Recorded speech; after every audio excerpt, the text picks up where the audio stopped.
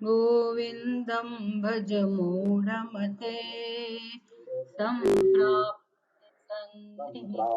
काल नहीं नहीं रक्षति डुक्रुं करणे। આપણો મુખ્ય પહેલો શ્લોક છે ને એ મુખ્ય સંદેશ છે, એને પ્રતિજ્ઞા કહેવાય. એટલે કે આખા સ્તોત્રમાં જે મુખ્ય એમને ઉપદેશ આપવો છે, સંદેશ પહોંચાડવો છે આપણા સુધી, એ આ પ્રકારનો સંદેશ છે. ગોવિંદનું ભજન કરો, ગોવિંદનું શરણ ગ્રહણ કરો. એ મનુષ્ય તું ગોવિંદનું જીવનમાં શરણ ગ્રહણ કર. બસ આટલું. ભજ ગોવિંદમ, ગોવિંદનું ભજન કર. પછી એ ભજન એટલે શું, ગોવિંદ એટલે શું, શું કામ ભજન કરવાનું, કઈ રીતે ભજન કરવાનું, આ બધી વસ્તુ સમજીએ એટલે આપણને આપણા જીવનનું ધ્યેય સમજાઈ જાય. જીવનનું ધ્યેય સમજાય એટલે જીવનનું મહત્વ સમજાય. જીવનનું મહત્વ સમજાય એટલે આપણે જે મહત્વની વસ્તુ હોય એને આપણી બુદ્ધિમાં સતત એનું આવર્તન કર્યા કરીએ, એને મહત્વ આપ્યા કરીએ, જે મહત્વનું છે એને. એટલે એક સાચી વસ્તુ સમજાઈ ગઈ હોય, એનું મહત્વ સમજાયું હોય, પછી આપણી બુદ્ધિમાં તો બધું અજ્ઞાન છે, એની વિરુદ્ધ વસ્તુઓ છે બધી, એટલે એ મહત્વની બનેલી છે. એટલે આટલી સમજ, ગોવિંદનું ભજન શું કામ કરવું, ભજન એટલે શું, ભજન કઈ રીતે કરવું, શું કામ મારે ભજન કરવાની જરૂર છે, ગોવિંદ એટલે કોણ, હું એટલે કોણ, આ બધી વસ્તુઓ સમજતા જ જન્મો નીકળી જાય. પણ ભલે જે સાચી વાત છે એકવાર આપણને સમજાઈ જાય, પછી અજ્ઞાન અને આપણે કેવું મહત્વ આપી બેઠેલા છીએ અનેક જન્મોથી, અને એને કારણે કેટલું જીવનમાં સંઘર્ષ છે, સતત સંઘર્ષ છે આપણા જીવનમાં, અને અશાંતિ છે આપણા હૃદયમાં, પારાવાર અશાંતિ છે. અને આ બધું સમજાવવું કે ભાઈ અશાંતિનું કારણ ખોટી વસ્તુને આપણે મહત્વ આપી બેઠેલા છીએ, એટલે એમાંથી હવે બહાર આવતા બહુ જ વાર લાગે. અને એનું નામ સાધના, એનું નામ યોગ. ભલે લાંબો સમય લાગે બહાર આવતા, પણ એમાંથી બહાર આવવું એકમાત્ર ઉપાય છે, આ સિવાય કશું કરવાનું નથી. એટલે ખોટી વસ્તુને આપણે જે રીતે મહત્વ આપી બેઠેલા છીએ, અને એમ કરતા કરતા જન્મ આપણો નીકળી જાય છે, અને કેવી રીતે અંધકારમય આપણું જીવન છે, અને એને કારણે આપણી પ્રવૃત્તિઓ પણ એ પ્રકારની છે, આપણી લાગણીઓ બધી એ પ્રકારની છે, આપણા ઇમોશન્સ, આપણું વ્યક્તિત્વ, આપણા વિચારો, આપણો સ્વભાવ, પછી એમાંથી જે કર્મ જન્મે તે, અને વ્યવહાર જન્મે તે, બધી પ્રવૃત્તિઓ જન્મે, આ બધી વસ્તુઓ કેવી રીતે આપણને દુઃખ આપે છે, આ બધું સમજાતા જ ઘણો બધો સમય નીકળી જાય. પછી જે વસ્તુ મહત્વની છે એને કેમ વધુ ને વધુ આપણે જીવનમાં પાયાના રૂપમાં લેવી, એને જ જીવનનો પાયો બનાવવો. અને ભલે અજ્ઞાનને કારણે કે પછી આપણા પૂર્વના જે કે કર્મ છે, કર્મ ફળ છે, આપણો સ્વભાવ છે, આપણી અપેક્ષાઓ છે, લાગણીઓ છે, એ બધું ભલે આપણને સતાવે, ભલે એ બધાને કારણે જીવનમાં આપણે દુઃખી થતા હોઈએ, એ તો કઈ જતું નથી રહેવાનું, એ તો રહેવાનું જ છે. સમય લાગશે જતા, જતું નથી રહેવાનું એટલે એને જવાનું જ છે, કારણ કે આપણું સત્ય નથી. પણ આપણે એને વારંવાર ઘૂંટેલું છે, આત્મસાત કરેલું છે, એટલે એને દૂર કરવા. આ જે સાચી વસ્તુ છે, જે સત્ય છે, એને આપણી બુદ્ધિમાં એકવાર બરાબર એનું મહત્વ સમજી લેવું, અને પછી એને જીવનનું ધ્યેય છે એ રીતે સ્વીકારવું. અને જીવનનું ધ્યેય બનાવવાનું નથી, જીવનનું ધ્યેય એ જ છે, આપણને સમજાય કે આ દુઃખમાંથી મુક્તિ, અશાંતિમાંથી મુક્તિ, સંઘર્ષમાંથી મુક્તિ, એ જ એકમાત્ર આપણા જીવનનું મૂળ ધ્યેય છે. એને વળગેલા રહેવું, પછી એના માટે કામ કર્યા કરવું, નહીતર જીવન પસાર થઈ જશે. અને આ ધ્યેયની દિશામાં કઈ વસ્તુ આપણને રોકે છે, આપણો પ્રયત્ન કેમ પૂરતી માત્રામાં આપણે નથી કરી શકતા. નિષ્ઠાથી, એકાગ્રતાથી, રસથી આપણે કેમ આ દિશામાં આગળ નથી વધી શકતા? તો એ જે અવરોધ રૂપ વસ્તુઓ છે એનું શંકરાચાર્યજીએ આ શરૂઆતના આ બધા શ્લોકોની અંદર સરસ વર્ણન કર્યું. એનું આપણે બધા શ્લોકની લગભગ 2 થી 3 વાર ચર્ચા કરી. એથી આપણને ખબર પડે કે કઈ કઈ વસ્તુઓ આપણને વિરુદ્ધ દિશામાં ખેંચે છે અને ગોવિંદનું ભજન કરવા નથી દેતી. એટલે ગોવિંદનું ભજન એટલે છેવટે તો આપણે જે સત્સંગ કરીએ છીએ એ પ્રમાણે, અને અમે એનો જે પારમાર્થિક અર્થ છે, ખરો અર્થ છે, એ તો એક જ છે, આત્માને જાણવો. જે ગોવિંદનું સ્વરૂપ છે એ જ આત્માનું સ્વરૂપ છે, કારણ કે એક જ સત્ય છે. અને માટે એ આત્માને ઓળખવા માટે જીવનમાં પ્રયાસ કરવો એનું નામ છે ભજન, ગોવિંદનું ભજન. બસ આ મુખ્ય ધ્યેય કે સત્યને જાણવું, પરમાત્માને જાણવું, અને એ પરમાત્મા એટલે જ આપણું આત્મ સ્વરૂપ અને એ જગતનું સત્ય છે. એવા જે મૂળ તત્વ જે છે એનું નામ ગોવિંદ, એને ઓળખવા માટે એના શરણે જવું, એટલે કે એની પસંદગી કરવી ધ્યેયની. પછી ઈશ્વરની પસંદગી, ઈશ્વરની શરણાગતિ, મામેકમ શરણમ વ્રજ, ઈશ્વરની શરણાગતિ. અને ઈશ્વરની શરણાગતિ હોય, ઈશ્વરની શરણાગતિ આપણે સ્વીકારવાની હોય તો સ્વાભાવિક છે કે જેની શરણાગતિ, જેને શરણે આપણે છીએ અનાદિકાળથી, એ સંસારને આપણે છોડવો પડે. એ છોડવાની પ્રક્રિયા છે.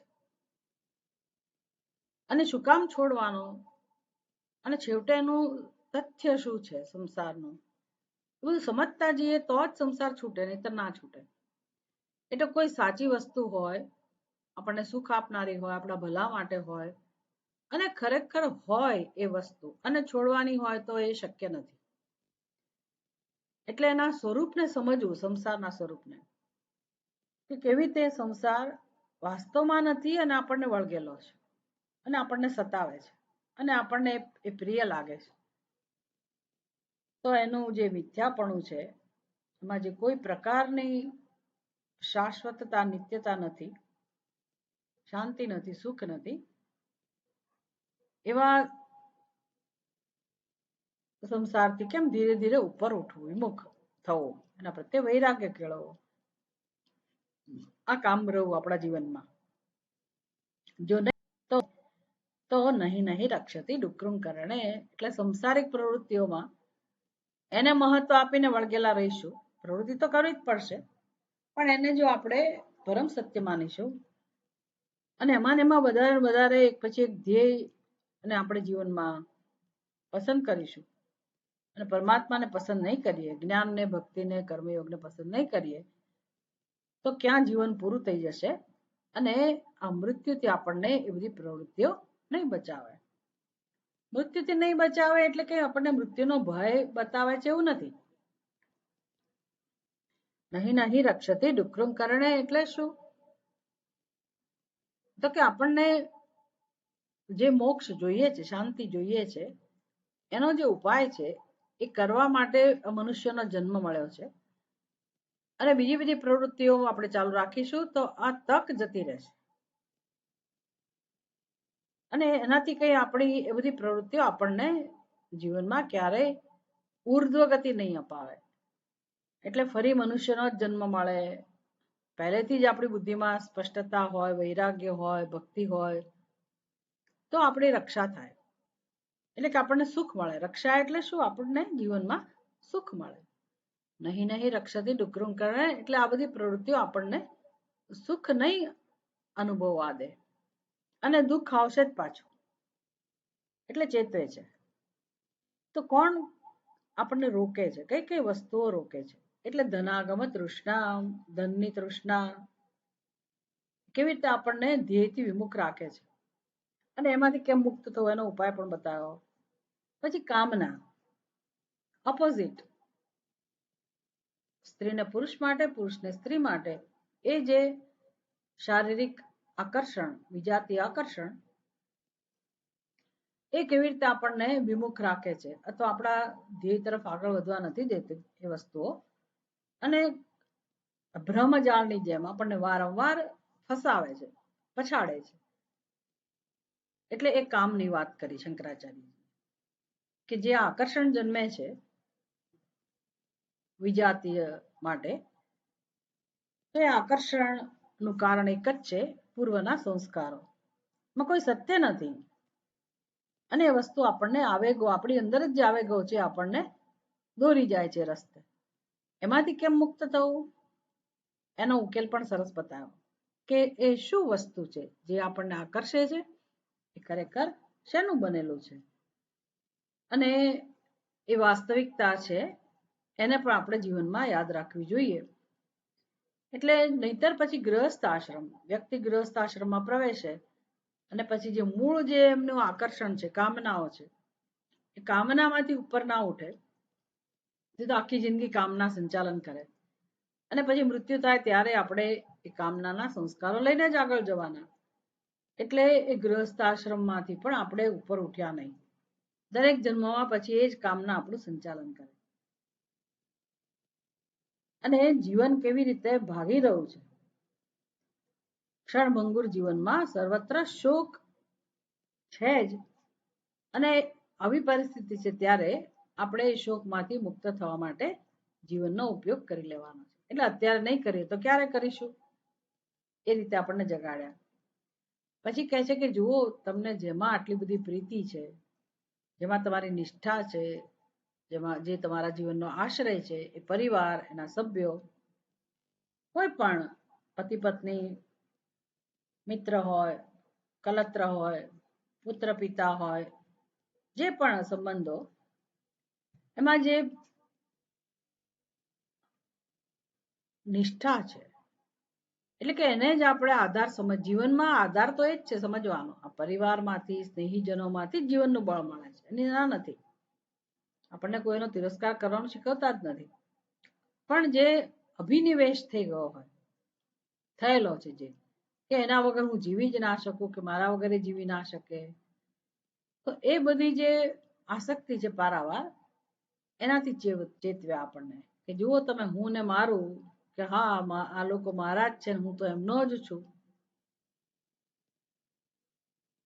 અને આપણે જીવન જીવે રાખે છે.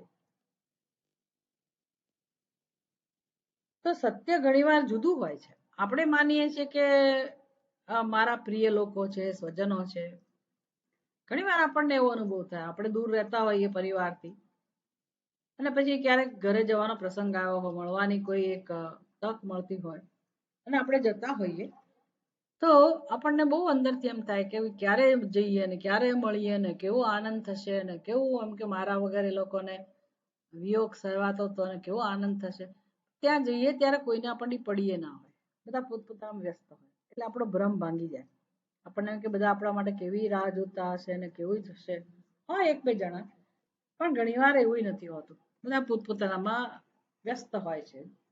આવું જ છે સંસારમાં, આવું જ છે, બધા પોતપોતાની રીતે ગોઠવાયેલા હોય.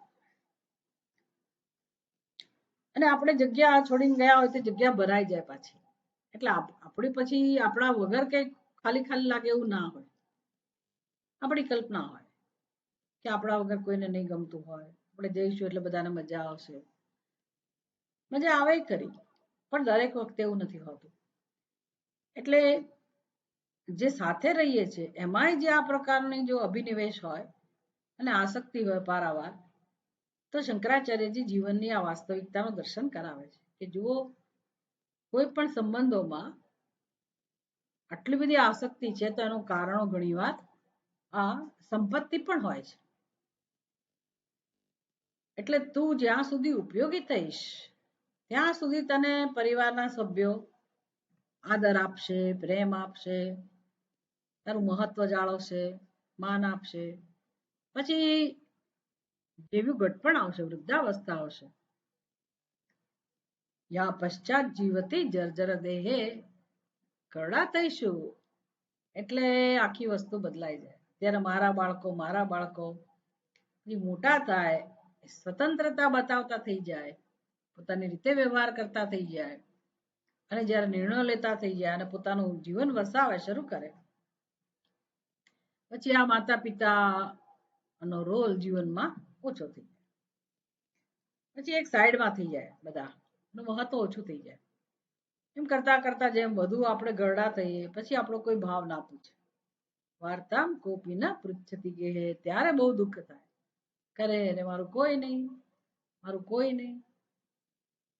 જે માણસો એકલા હોય ને બિચારાને પૂછવા જેવું છે, એને બહુ દુઃખ હોય, મારું કોઈ નથી જીવનમાં.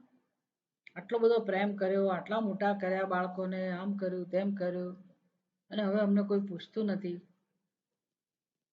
બહુ દુઃખ હોય છે. એટલે આ બધી વાસ્તવિકતાથી પહેલેથી જ માણસ સભાન હોય તો છે આપણી જરૂરિયાત અને જીવન જીવવાની આ રીત છે, વ્યવસ્થા છે. ભલે આપણે એનો લાભ લઈએ પણ અંદરથી આપણે થોડા વૈરાગ્ય વાળા પણ બનીએ. એ બધી વસ્તુઓ આપણો એટલો બધો આધાર ના બની જાય કે આપણે પછી આધારહીન બની જઈએ જીવનમાં. એટલે એક મુંડક ઉપનિષદ છે, એમાં સરસ સમજાયો કે ભાઈ જુઓ, તમે જેને જીવનનો આધાર સમજો છો, એટલે એમાં ગૃહસ્થાશ્રમ હોય, તમારા અમુક પ્રકારના કર્મો હોય, સ્વજનો હોય, જે જીવનની વ્યવસ્થા છે તે બધી વ્યવસ્થા એ કોના જેવી છે? તો કે તમારે સમુદ્ર પાર કરવો હોય અને તમે તરાપો લઈને નીકળ્યા હો તો કેટલું આગળ તમે વધી શકો? કે તરાપો કે તમને સમુદ્ર પાર ના કરાવી શકે. એટલે જેવું પાણીનો વેગ વધે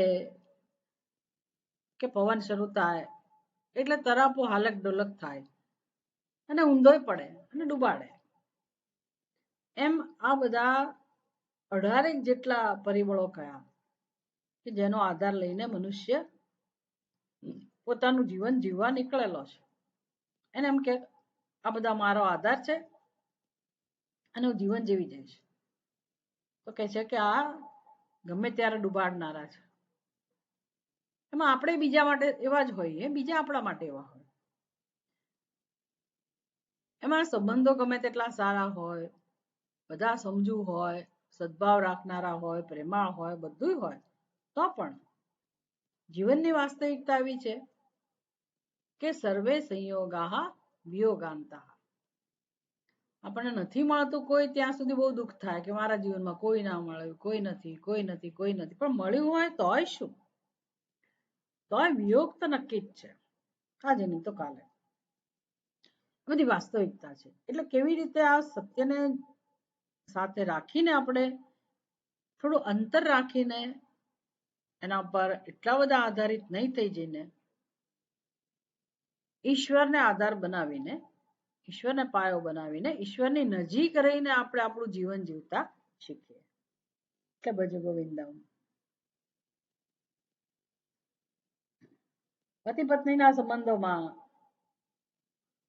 ખાસ આકર્ષણ હોય એટલે કહું કે તમને માનતા હતા કે મારી પત્ની તો મને અતિ પ્રિય છે, મારા વગર નહીં જીવી શકે, તો એ જ પત્ની એને બીક લાગે છે શરીરથી. પતિના શરીરથી એ પત્નીને બીક લાગે છે. ક્યારે? જ્યારે એમાંથી પ્રાણ જતા રહે ત્યારે. એટલે જ્યાં સુધી દેહમાં પ્રાણ છે ત્યાં સુધી બધું સરસ છે, પછી તો એ દેહ માટે કોઈ મૂલ્ય નથી. ભલભલા નજીકના લોકો, એટલે પત્ની દ્રષ્ટાંત આપ્યું, એ પણ આ શરીરથી ડરતી હોય છે. એટલે તો પછી કોને કોના માટે પ્રેમ છે? પ્રેમ એટલે શું? બધી વસ્તુઓ સમજવી પડે. બાલસ્તાવત ક્રીડાસક્ત. ક્યારે સમજવાનું આ બધું? તો કે જુઓ, બાળપણ તો રમત ગમતમાં જતું રહ્યું, વિવાહાવસ્થા આ પ્રકારે પરસ્પર વિષયોના ભોગમાં, અને ઘરડા થયા ત્યારે પછી આ જે ભેગું કર્યું હોય, એ ધન હોય કે સંતાન હોય, પરિવાર હોય, એ બધાની ચિંતામાં માણસ બિચારો જીવન પૂરું કરે છે અને ભગવાનમાં કોઈને રસ નથી. આવી સંસારની સ્થિતિ છે એટલે આપણને જગાડે છે. તો આવું જીવન ના જીવીશ તો શું કરવું? ક્યારે સમય કાઢવો? ક્યારે સમય કાઢવો? નોકરી કરવા ક્યારે જવું? ભગવાનનું ભજન ક્યારે કરવું? ઘરના કામ કરવા કે ના કરવા? શું ઘરના સભ્યોનું ધ્યાન ના રાખવું? વ્યવહાર ના કરવો? ધન ઉપાર્જન માટે પ્રવૃત્તિ ના કરવી? બધા કર્મો છોડી દેવા? સંન્યાસ લઈ લેવો? અને એવી રીતે આમાંથી બહાર નીકળવાનું શું કરવાનું? એટલે આ માર્ગ બહુ સરસ છે. આપણો જે આ સત્સંગ છે ને આ પ્રકારનો છે. સત્સંગ ઘણા બધા હોય, એ બધા સત્સંગમાં બધું કરવાનું બતાવે આપણને કે તમે આટલી ઉપાસના કરો, આ કરો, તે કરો, આટલા કલાક એમાં સમય આપો. સમય હોય તો કરીએ, સમય ના હોય તો શું કરીએ, આપણે ક્યાં જઈએ? એટલે માણસ પછી દુઃખી થતો હોય કે મારાથી હવે આ ઉપાસના નથી થતી, ભજન નથી થતું. એટલે આપણો જે સત્સંગ છે ને એ દ્રષ્ટિએ બહુ કિંમતી છે, બહુ સરળ છે. ખરેખર માણસને અઘરો લાગે છે, એને કરવાનું બહુ સહેલું લાગે. ઉપવાસ કરવાના સહેલા લાગે, પૂજા પાઠ કરવાના સહેલા લાગે, કે કરવાનું કહો તો એને મજા આવે કે કર્યું એવું લાગે. પણ આવો જે સત્સંગ છે જેમાં વિચાર મહત્વનો છે, વિચાર, અને એ તો ગમે ત્યારે થાય. એના માટે કે તમારે ઘર છોડવાની જરૂર નથી. ઘર છોડો તો જ વિચારતા એવું નથી, છોડી શકાય તો છોડો. પણ એવો કોઈ ઉપદેશ નથી. શંકરાચાર્યજી સામાન્ય મનુષ્યને ઉપદેશ આપે છે કે જે દરેક વ્યક્તિ જેનું પાલન કરી શકે. એટલે આ માર્ગ વિચારનો માર્ગ છે. તો વિચાર તો ગમે ત્યારે થાય. એટલે જ્યાં જ્યાં આસક્તિ છે, જેના જેના માટે આપણું મન ખેંચાયા કરતું હોય, આકર્ષણ અનુભવતું હોય અને એનું જ ચિંતન કર્યા કરતું હોય, એને જ મેળવવા પ્રયાસ કરતો હોય, મેળવ્યા પછી એને પકડી રાખવા પ્રયાસ કરતો હોય, ચિંતા થતી હોય કે આનાથી વિયોગ તો નહીં થાય, છૂટા તો નહીં પડાય, એના વગર મારું શું થશે, મારા વગર એનું શું થશે, અથવા તો આ જ મારા લોકો છે. આવું જે માણસની સમજ છે, માન્યતા છે, તો કહે છે કે વિચારશીલ મનુષ્યએ જીવનમાં સત્સંગ કરવો હોય તો કઈ રીતે વિચાર કરવો જોઈએ? તો કે મારી પત્ની, મારો પુત્ર, આ જે મારું મારું જે છે એના વિશે વિચાર કરવાની જરૂર છે.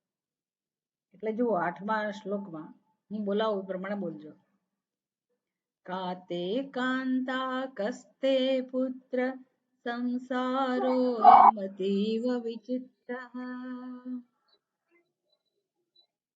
તમારે બોલવાનું છે.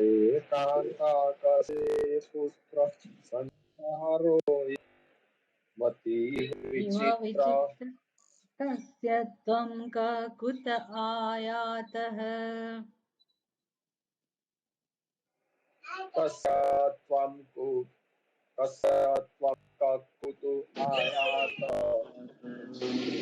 તત્વં ચિંતય તદિહ ભ્રાતઃ.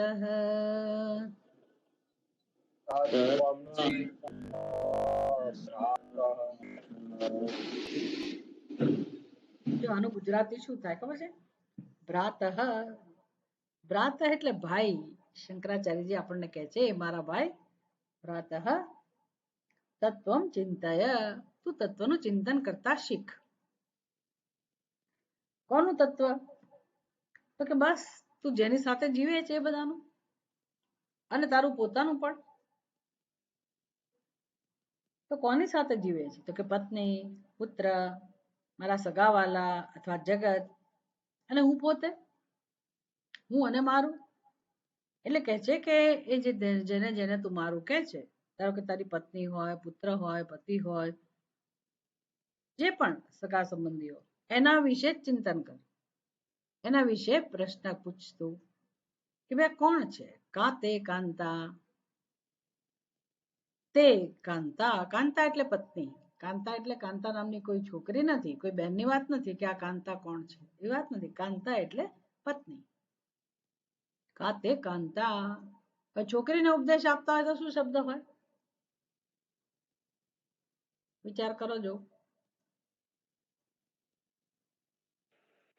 કાંતે. કાંતે. આ બધા સંસ્કૃત જેને આવડતું ને એ લોકો જવાબ આપી શકે. કાંતા સ્ત્રીલિંગ શબ્દ છે. પુલ્લિંગ શબ્દ શું હોય? કાંત. અને સર્વનામ કયું હોય?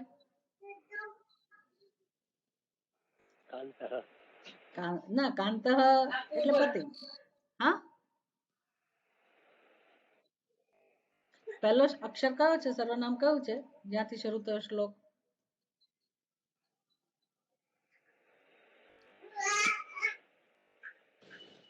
પહેલો હા પેલો કા કા છે ને કા સ્ત્રીલિંગ શબ્દ છે હા એ કા છે ને સર્વનામ છે. કોના માટે વપરાયું તો કે કાંતા માટે.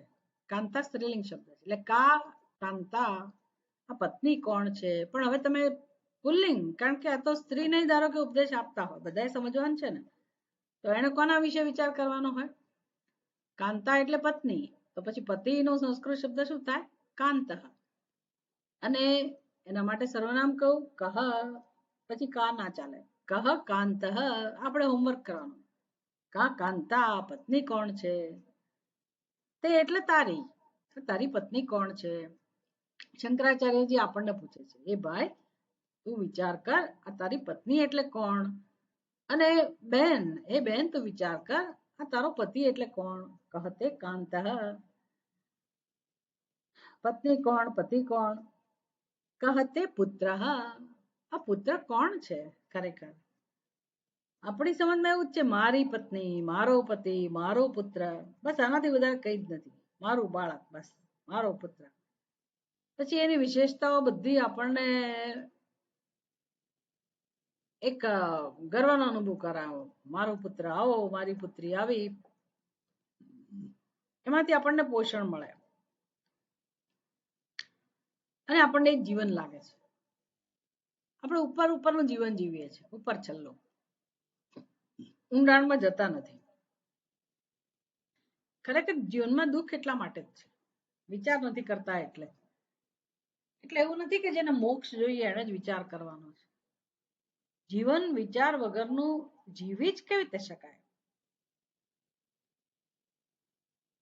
બુદ્ધિ આપી છે ભગવાને એટલે હવે એનો ઉપયોગ જો અહીંયા નહીં થાય તો બીજે ક્યાં થશે. પૈસા કેમ કમાવા ખાણીપીણી કેમ મેળવવી બીજું બધું કેમ મારે શ્રેષ્ઠ બધી વસ્તુઓ ભેગી કરવી બધા માટે કેમ બધો જરૂરિયાતની વસ્તુઓ એકઠી કરવી અને ઊંચા આવવું તો ખોટું નથી.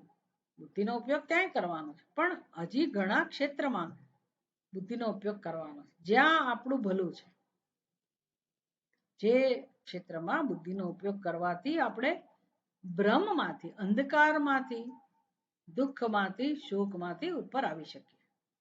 ઉદ્ધરે આત્મના આત્માનમ ભગવાન કહે છે કે તમારે તમારો ઉદ્ધાર કરવો જોઈએ. બહુ અઘરું કામ છે. હજી જ્યાં સુધી આપણી બુદ્ધિ ચાલે છે ને ત્યાં સુધી વિચાર કરી લો. પછી આ સંસારમાં ફટકા ખાય ને એવી નિરાશા જન્મે માણસને કે બુદ્ધિ વિચારવાનું છોડી દે છે. કશું સાંભળવા તૈયાર ના થાય. પછી એ બુદ્ધિ જીત પકડીને બેસે મારું કોઈ છે જ નહીં. હું જીવનમાં નકામી કે નકામો અને દુઃખી હું નિષ્ફળ આ બુદ્ધિનો નિશ્ચય થઈ જાય પછી કોઈનું ના સાંભળે. પછી એ માણસને આપણે ઉભો જ ના કરી શકીએ. માણસ સુખી થઈ જ ના શકે. એટલે ઉદ્ધરે જ આત્માના આત્માનો ભાઈ તું અત્યારે તારો ઉદ્ધાર કરી લે.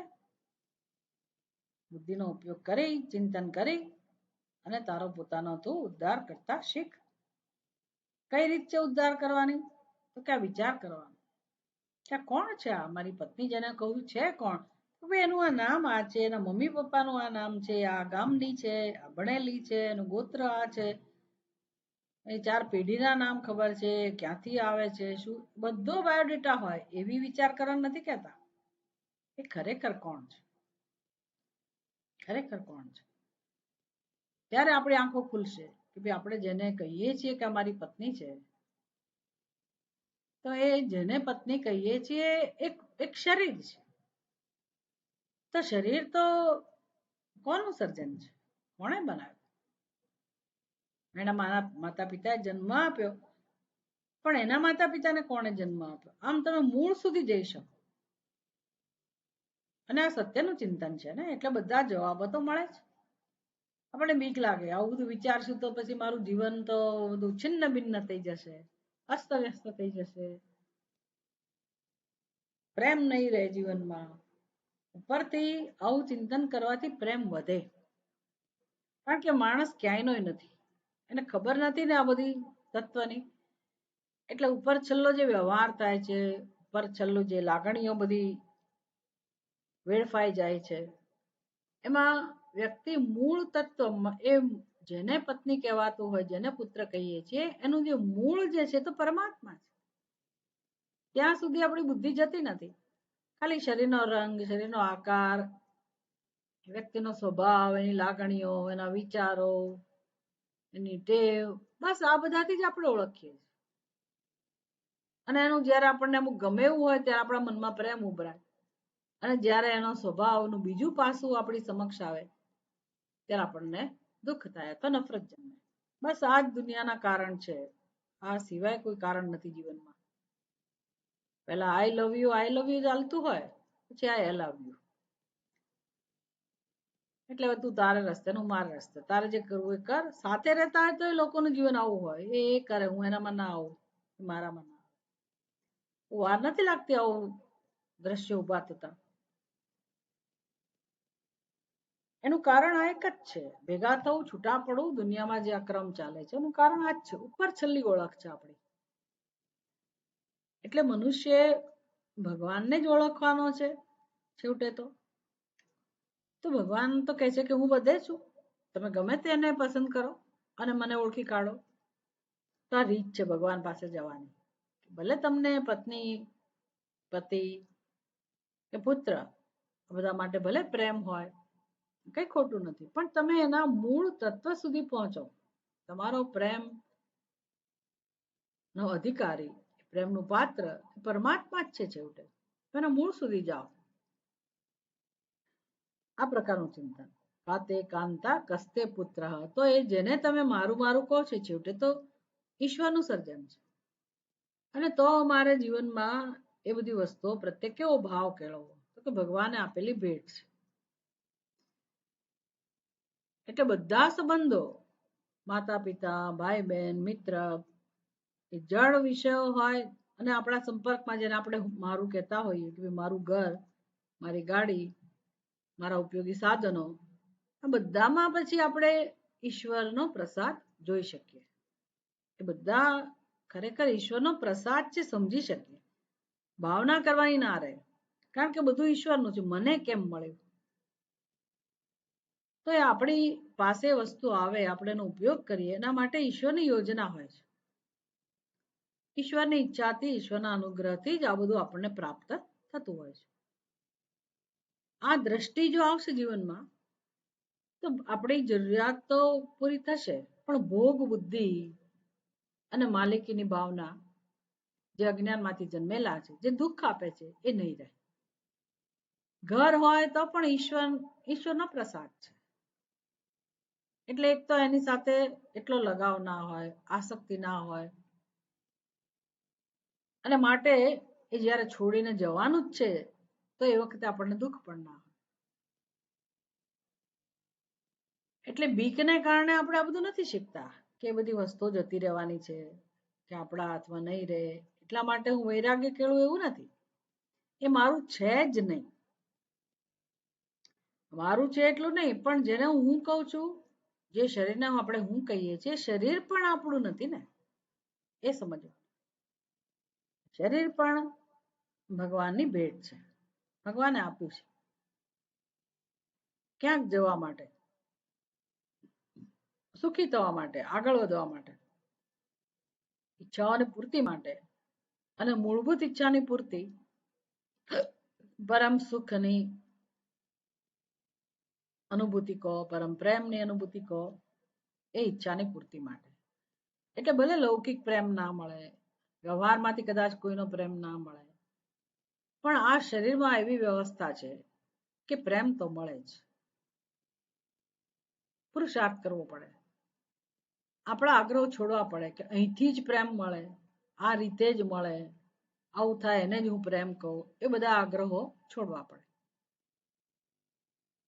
અને કુદરતમાં જે પ્રેમ છે, કારણ કે કુદરતનો અધિષ્ઠાન પ્રેમ છે, આત્મા છે, એ પ્રેમની અનુભૂતિ માટે આપણે આપણા મનને, બુદ્ધિને કેળવીએ, એની સાથે તાદાત્મ્ય સાધીએ, સત્ય સાથે, પરમાત્મા સાથેની ઓળખ વધારતા જઈએ, તો સમજાશે કે પ્રેમ આપણને મળી શકે એમ છે. પ્રેમ જ મળી શકે એમ છે જીવનમાં, પ્રેમ સિવાય કશું મળી શકે એમ નથી. બસ આપણી બુદ્ધિને તૈયાર કરવાની છે. એનું નામ ગોવિંદનું શરણ, ગોવિંદનું ભજન. નહીતર પછી આપણી જે વ્યાખ્યા છે કે હું ને મારું, એ સંસાર એટલો બધો વિચિત્ર છે અને એમાં કેટલા બધા નિયમો કામ કરે છે, ઓર્ડર્સ.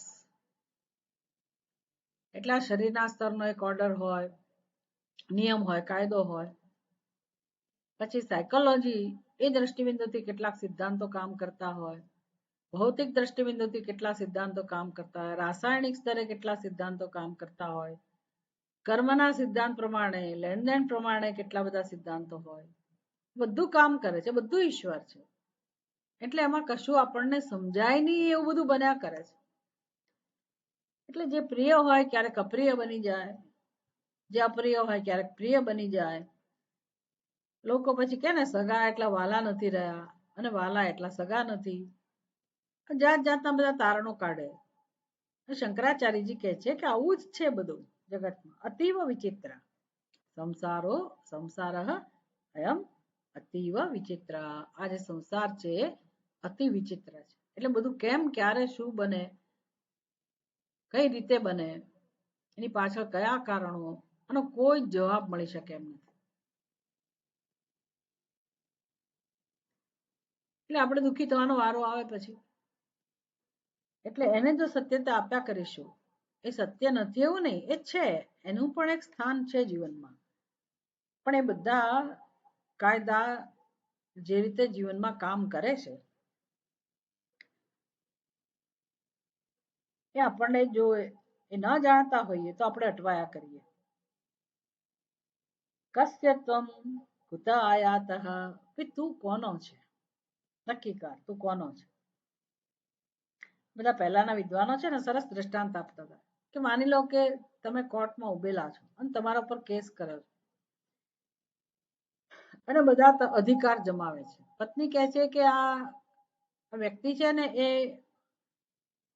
એને શું કે અર્ધાંગીની, હું એની અર્ધાંગીની છું, અડધું શરીર છું, એટલે મારો ભાગ એના ઉપર છે. માતા પિતા એમ કે છે કે અમે એને જન્મ આપ્યો એટલે અમારો અધિકાર છે. બાળકો કહે છે અમે એ અમારા પિતા છે એટલે અમારો અધિકાર છે. મિત્ર કહે છે કે આ મારી સાથે આવી રીતે સંબંધ છે એનો એટલે મારો અધિકાર છે. એમ બધાનો અધિકાર છે. તે વ્યક્તિ પોતે ક્યાં રહી? બધાને આપી દો તેનું સ્વતંત્ર અસ્તિત્વ ક્યાં રહ્યું? એક વખત સ્વામીજી મહારાજ કહે છે કે ભાઈ હું બોમ્બેમાં કોઈના ઘરે પધરામણી કરી તો કંઈક 17મા માળે લઈ ગયો એનો ફ્લેટમાં. અને પછી મેં એને પૂછ્યું કે હો આ તારો પોતાનો ફ્લેટ છે? તો કે હા. જુઓ સ્વામીજી મારો ફ્લેટ છે, નવો જ લીધો. બહુ ખુશ હતો. પછી સ્વામીજી પૂછ્યું કે આ ડાબી બાજુની દિવાલ એ તારી દિવાલ કે બાજુવાળાની દિવાલ? કે મારી તો ખરી પણ બાજુવાળાની કહેવાય. સારું, એટલે તારી એકલાની તો ના થઈ. તો જમણી બાજુની દિવાલ? તો કે એ પણ એવું જ. પેલા લોકોની ડાબી બાજુની દિવાલ થઈ એટલે એ તારી ના કહેવાય. ઉપરની છત? તો કે તારી એકલાની? તો કે ના, મારી ઉપર જે રહે છે એના માટે તો એ ફ્લોર થયું. તો કે એ છત પણ તારી નહીં. તું જેને આ તળિયું કહે છે, ફ્લોર કહે છે, એ નીચે વાળાનું શું કહેવાય? તો કે એનું પાછું એ તો છત કહેવાય. તો તારું શું ફ્લેટ, તારો ફ્લેટ તારો ફ્લેટ તું કરે છે, પણ એમાં શું હાથમાં આવ્યું તારું? એમાં શરીરમાં પણ આપણે મારું મારું કહીએ છીએ તો તમે કોના છો? આટલા બધા સંબંધીઓ જ્યારે હક જમાવતા હોય તમારા ઉપર તો તમે કોના છો? કસ્ય તો તું કોનો છે ખરેખર? નક્કી કરીને કે કોનો છે. એટલે હવે બધાનો અધિકાર છે. ભગવાન કહે છે કે આ શરીર તો ઇદમ શરીરમ કૌંતેય ક્ષેત્રમિત્યભિધીયતે. આ શરીર જે છે એ ક્ષેત્ર છે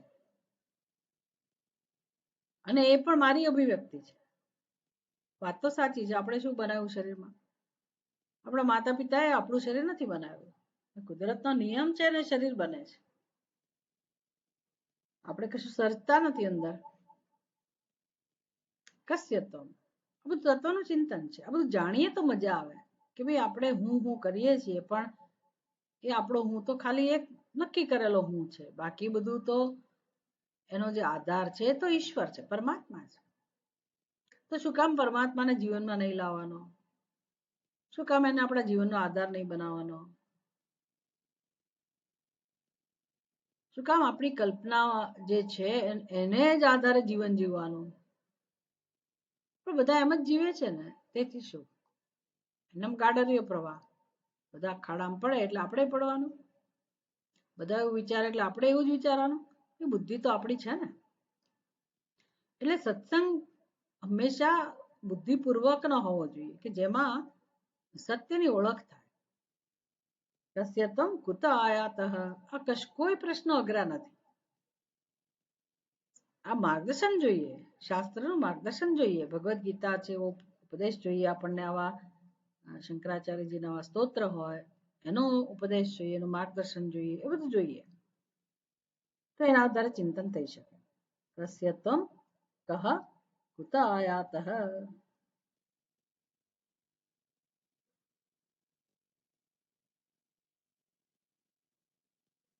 તારું કોણ છે અને કસ્ય કહ, કસ્ય ત્વમ, તું કોનો છે? આપણે કોના છીએ એક એ સાબિત કરો, અને કોણ તમારું છે એ સાબિત કરો. એ સાબિત થઈ શકે એવું જ નથી. વગર વિચારે માની લીધું બધું મારા જ છે ને, હું એમનો છું. એટલે આ સંબંધો જે છે એના માટે દ્વૈત જોઈએ, બે જણા જોઈએ. એ બે જણા એ આપણી બુદ્ધિની કલ્પના છે. વ્યવહાર માટે ઠીક છે, જોઈએ બધું.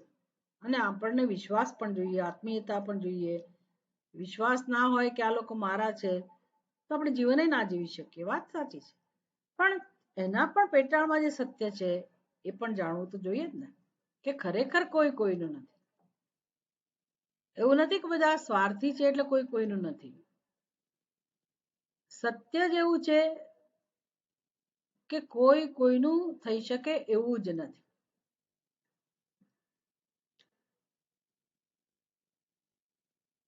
એટલે શું ભગવાન એવું બનાવ્યું જગત કે કોઈ કોઈનું બની જ ના શકે? તો કે ના, ભગવાન પારમાર્થિક સત્ય એવું છે કે ભગવાન જ બધું બની ગયો. એટલે બની ગયો એટલે એ કેવી રીતે બની ગયો બધું શીખવું પડે, તો ઉપનિષદનો વિષય છે. એટલે મૂળમાં એવા બે જણા છે જ નહીં કે કોઈ કોઈનું બની શકે. આવું છે. અને કોઈને કોઈનું બનવાની જરૂર પણ નથી. એ પણ પાછું એક પરમ સત્ય છે. આપણું સત્ય એવું છે કે આપણે કોઈના બનવાની જરૂર નથી અને કોઈએ આપણા બનવાની જરૂર નથી. આ જયારે સમજાશે ને ત્યારે બહુ મજા આવશે. જગત એટલે શું? તો કે વિવિધતા. અને દરેક જે કંઈ પ્રગટ થાય છે એને અધિકાર છે પોતાની વિશેષતા સાથે પ્રગટ થવાનો. એટલે હવે કોઈ વગડામાં ગુલાબનો છોડ ઉગ્યો હોય તો ત્યાં સરસ મજાનું ગુલાબ ખીલી શકે. પછી ગુલાબને એવું ના હોય કે ભાઈ બધા મારી સામે જુએ,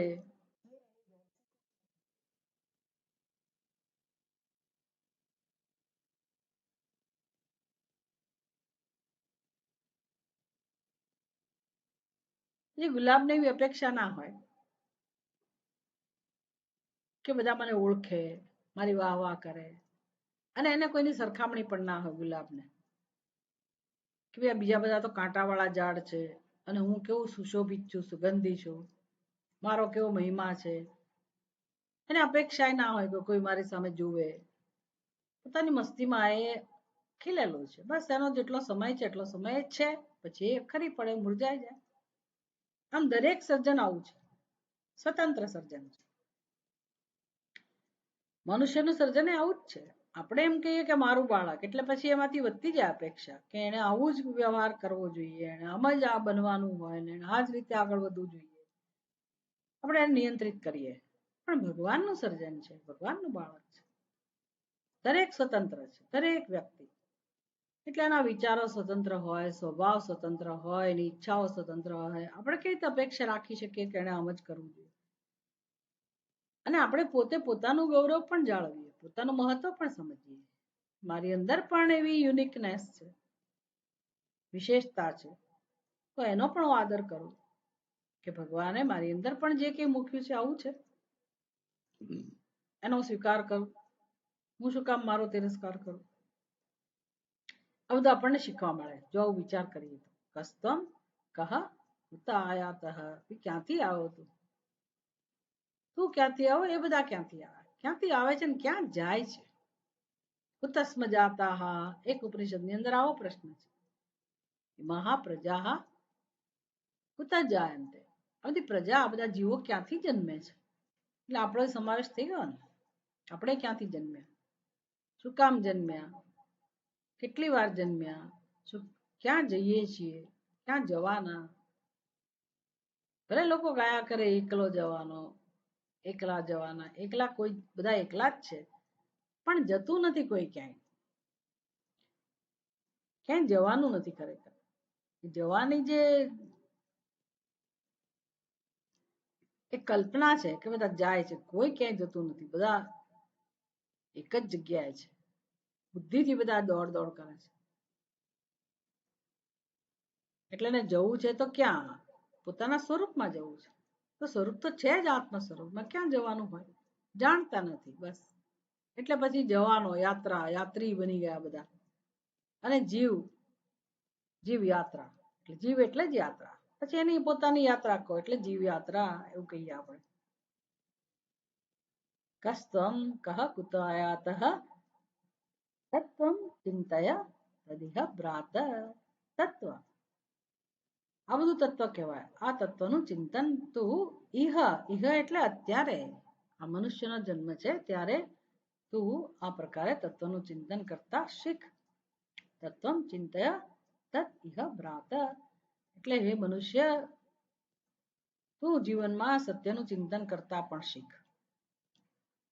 નહીતર શું થશે? જો તત્વનું ચિંતન નહીં હોય તો જે અતત્વ છે, જે અધ્યારોપિત છે, ખરેખર તમારા માટે અધ્યારોપિત શબ્દ અઘરો છે, પણ જે કલ્પનામય છે, આપણને સત્ય જણાય છે તો માત્ર કલ્પના, એ બધું એને સત્યતા આપવાથી આપણી શક્તિઓ બધી હણાઈ જાય છે, ખેંચાઈ જઈએ છીએ, આપણે દુઃખી થઈ જઈએ છીએ, એમાં ને એમાં ખુવાર થઈ જઈએ છીએ, અને હાથમાં કશું નથી આવતું. એવા જીવનને શું કરવાનું? એટલે જગાડે છે કે તમે એમાં ઘસાઈ ના જાઓ, ખોવાઈ ના જાઓ, ખુવાર ના થઈ જાઓ, તમારી શક્તિઓ બધી એમાં ને એમાં વેડફાઈ ના જાય. તમે આવું તત્વનું ચિંતન કરશો, કરતા રહેશો અને જીવન જીવશો તો તમે પછડાશો નહીં, દુઃખી નહીં થાવ. એટલે તમે મને સાથે રાખો. ગોવિંદમ ભજ, ભજ ગોવિંદમ, ભજ ગોવિંદમ, ગોવિંદમ ભજ મૂઢ મતે. આપણે કેટલા શ્લોક થયા? 8 શ્લોક. આવતે વખતે 9મો શ્લોક કરીશું. કોઈને કઈ પ્રશ્ન પૂછવો હોય તો પૂછી શકો. 2-5 મિનિટ છે આપણી પાસે.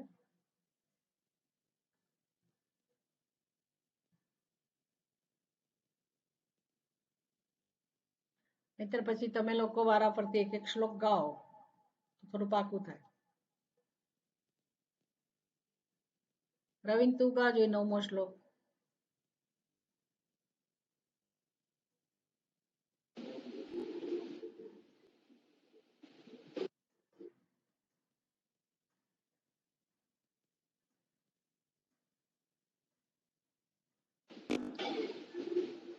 હા, ચોપડી નહીં સંગત્વે નિસ્સંગત્વમ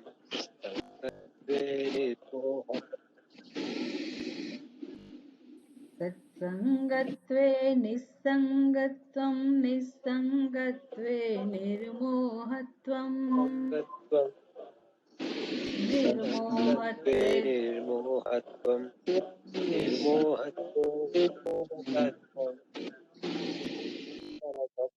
જીવન મુક્તિ. ભજ ગોવિંદમ, એ પાછું બોલવાનું. ભજ ગોવિંદમ, भज गोविन्दं गोविन्दं गोविन्दं भजे संप्राप्ते सन्निहिते काले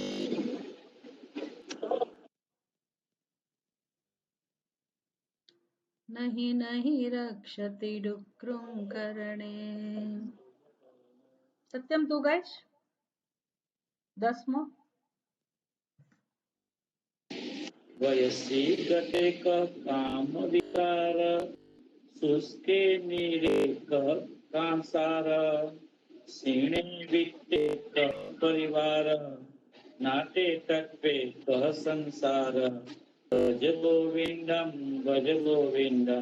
गोविन्दं भज मूढमते संप्राप्ते सन्निहिते काले नहि नहि रक्षति भुंभुज करणे। ગુડ. ઉમાબેન તમારે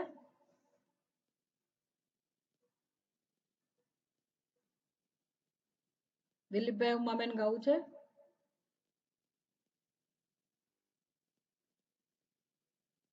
તો નિધિ તું ગા. નિધિ મહર્ષિ તો નિધિ તું ગા. હા ઓકે આવ્યા છે. આવી ઓકે ઓકે આવી ઓકે.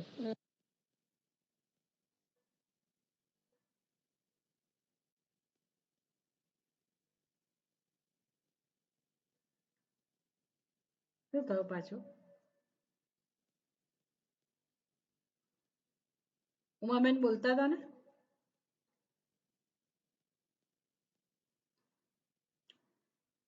કઈ નહીં મહર્ષિ તમે લોકો બોલો. એક મિનિટ. વિનિયામિન્યો સાયં એની પહેલાનું બાકી કુરુ ધંજન યો વનગવમ ભારતી નિમિષ કાલ સર્વમ માયામયમિદલખિલમ બુદ્ધ્વા બ્રહ્મપદમ ત્વં પ્રવિશ વિદિત્વા ભજ ગોવિन्दं गोविन्दं भज मूढमते संप्राप्ते सन्निहिते काले नहि नहि रक्षति करणे। સરસ. સારું તો આપણે પૂરું કરીએ આજનો ક્લાસ. કોઈને પૂછવું નથી ને કઈ?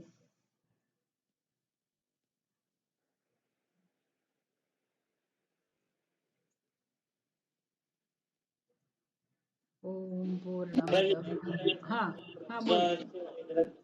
ચર્ચા જો કે હવે આપણે સંસાર રૂપી આપણા જે પ્રશ્ન સંસારના જે આપણા શું કહેવાય કે સંસારની જે બધી વાતો છે આપણને બહુ સારી લાગે છે.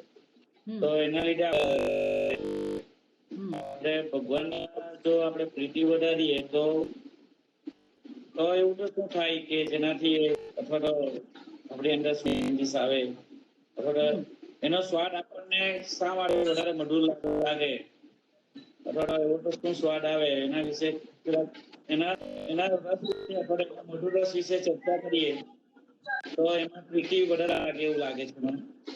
તો અત્યારે આપણે સંસાર જોઈએ છે અને એનો જ રસ વધારે આપણને ગમે છે, બરોબર? પણ આપણે ભગવાનનો રસ વધારે ઈચ્છો છે તો એવી રીતે આપણને અનુભવાય કે પછી જેથી કરીને આપણને એમાં જ મન પ્રીતિ લાગી જાય પછી. એટલે સંસારનો અનુભવ છે ને તો ખાલી મીઠો લાગે છે આપણું માન્યતા છે. બાકી તમને વ્યવહારમાં તો ફટકા પડતા જ હોય ને. વ્યવહારમાં તો બધા ફટકા પડતા હોય એટલે એનો કડવાશ કઈ તરત જણાય કે રસગુલ્લા મીઠા લાગતા હોય પણ પછી 5, 6, 7 કેટલા ખાવ તમે એટલે પછી એનું જે બીજો રસ છે પણ જણાય ને આપણને. એટલે બધા સંબંધોમાં સારું લાગે પછી વચ્ચે દુખે એટલું જ હોય. એ તમે બધાનું ચિંતન કરો ત્યારે ખબર પડે કે સંસારમાં કશું બધું સારું છે એવું નથી.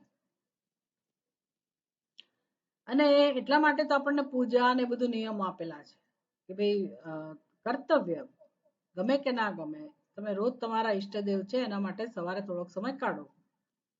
એટલે એમાં અભ્યાસ કરવાથી પ્રીતિ વધે પછી ધીરે ધીરે ધીરે સંસારમાં તો એની વાસ્તવિકતા એવી જ છે કે આજે નહીં તો કાલે એની કડવાશનો અનુભવ થવાનો જ છે. અને આ પ્રકારે ચિંતન કરાયું છે શંકરાચાર્યજીએ, એમાંથી સમજાય કે આમાં ખાલી કલ્પનાને કારણે જ બધું સરસ જણાય છે. એટલે જેમ જ્ઞાન વધતું જાય તેમ તેમ એના માટે વૈરાગ્ય જન્મે અને આપણને જે સારું જણાય છે એ કેવળ કલ્પનાનો રસ છે, એમાં કોઈ સત્ય નથી. એટલે એમાં ત્યાં જ જેના માટે આકર્ષણ છે એમાં જ જે સત્ય છુપાયેલું છે એને તમે સાચા અર્થમાં જાણો તે ભગવાનની ભક્તિ છે. એવા મન બુદ્ધિને તૈયાર કરવાના છે. સમજાય આ વસ્તુ?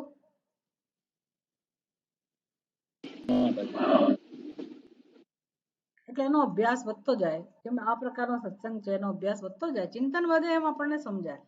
બાકી કઈ આપણે કોઈને કશું કડવું છે એવું સાબિત નથી કરવું. અજ્ઞાન છે એટલે આપોઆપ કડવાશનો અનુભવ થાય છે જીવનમાં. અને જેમ જેમ સાચી વાત બુદ્ધિમાં આવતી જાય અને હૃદયમાં પ્રેમ તો છે જ, એ સત્ય તરફ વધે, ભગવાન માટે સત્ય માટે જ્યારે પ્રેમ પ્રગટ થાય એટલે જીવનમાં મધુરતા આવે. આ જ ઉપાય છે.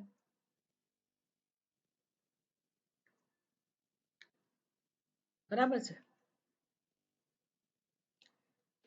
ઓમ પૂર્ણમદઃ પૂર્ણમિદં પૂર્ણાત પૂર્ણમુદચ્યતે પૂર્ણસ્ય પૂર્ણમાદાય પૂર્ણમેવાવશિષ્યતે. ઓમ શાંતિ શાંતિ શાંતિ. હરિः ઓમ. શ્રી ગુરુભ્યો નમઃ. હરિः ઓમ.